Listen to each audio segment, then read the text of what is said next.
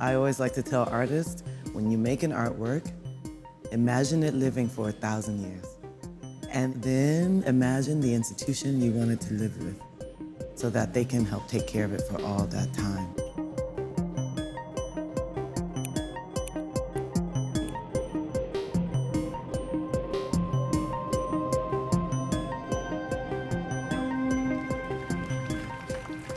Collector is a bad word, I think.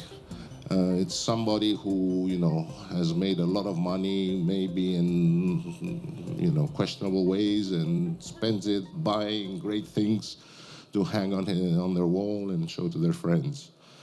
So I never felt a collector. I was an art lover. When I realized I'm an art lover was when I was 12 and saw a Rubens painting and froze for 2 hours. So museums, you go there because that's where the great art is.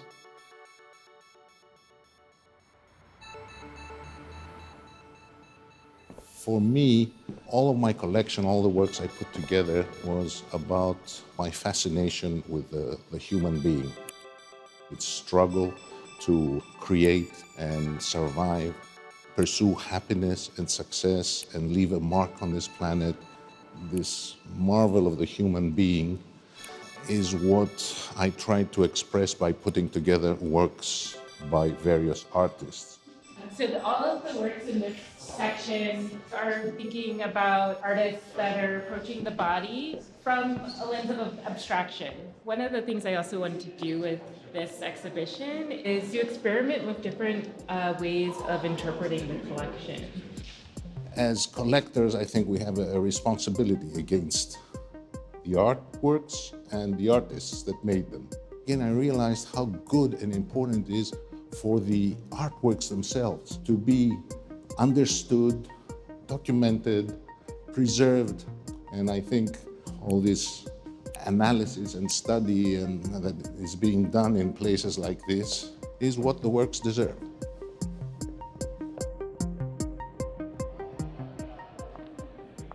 So this is this incredible Robert Gober sculpture of a leg, a masterpiece from Dee collection from the early 90s. A kind of concentrated reflection of Dimitris's entire collection in its emphasis on the body and the kind of existential crisis of the body, something that someone like Bob Gober growing up in the 80s at the height of the AIDS crisis would have felt very viscerally.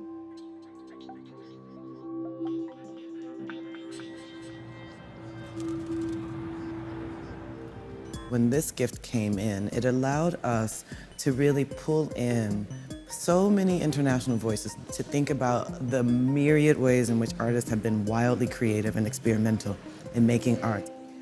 When I look at and look into these works, I'm really interested in the way that all the artists threw the rules about art making out the window. So we could look at a work that's called a sculpture, but in fact, it's a sculpture that explodes form. It explodes what's permitted as material.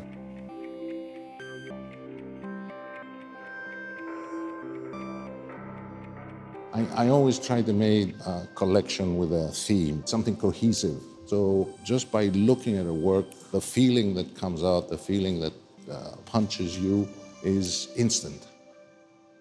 And if something is visceral, it was easy for me to decide which works to collect and which not to collect. I think our public, what they care about is how are you going to blow my mind? What are you going to make me wonder about? Whose life that I otherwise wouldn't understand, would I understand better? Because our job right now as museums is to create bridges across differing perspectives. For me, an artwork is powerful if it touches emotions. In that sense, I was never the kind of collector that was looking to meet the artist, because I feel the artist is present in their work. That it was the end of the political, economical, and social crisis in Greece. And it was, for me, it was like if, when we don't clean very well in our houses, and you have all these fluffy things under your sofa or under the chairs, under your bed, when you are fear of, and you don't want to face it. So it's getting bigger and bigger. You know what I love about this piece? If you look closely, some things are resting on each other, but most things aren't connected. Yeah.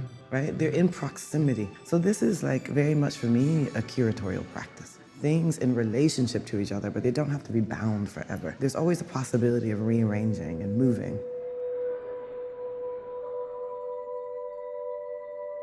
Curators plan to show things to their audience according to their own views.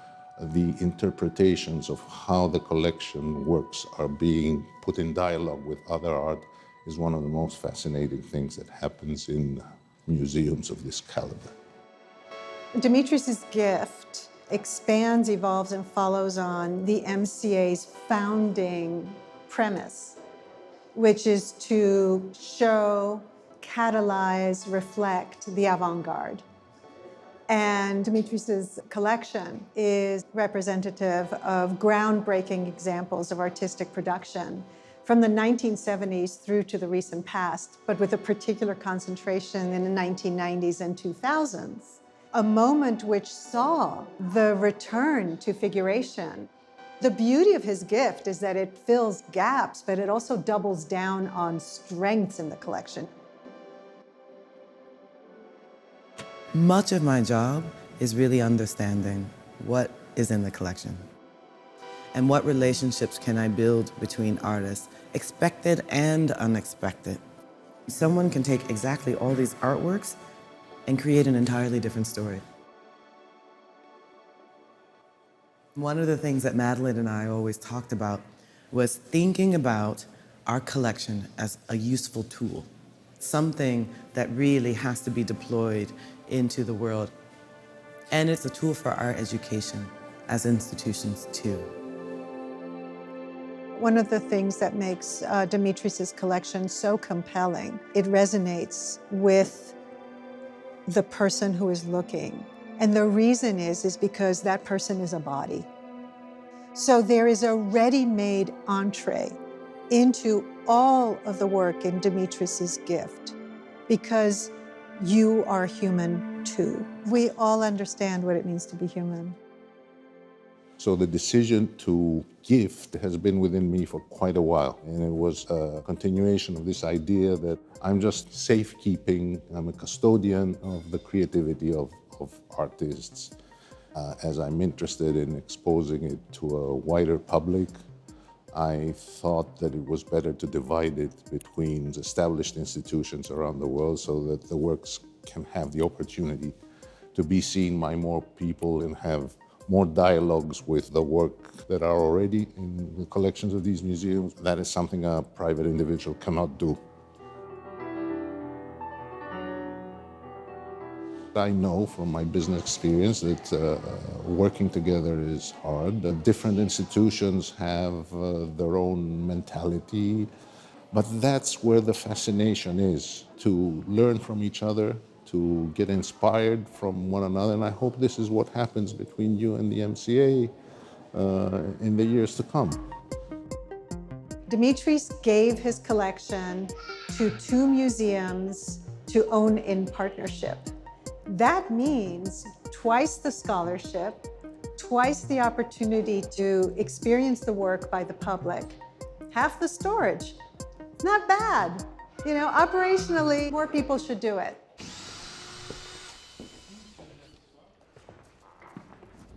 I've had the opportunity to see the works being handled, and what struck me was the professionalism and the passion. They're not just doing their job. They love the art and the artwork.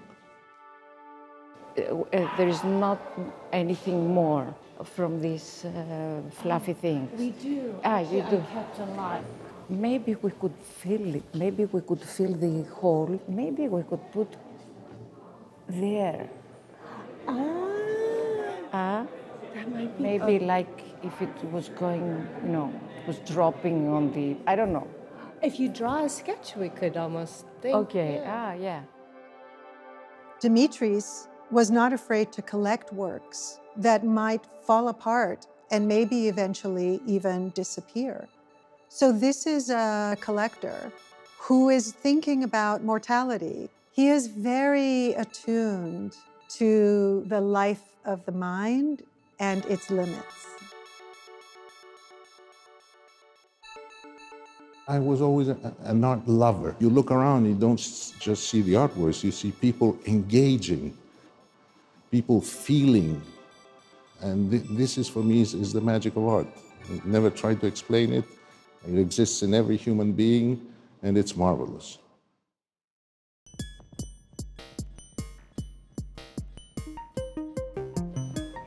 Are there any works in the collection that aren't in the show that you might see this work standing next to?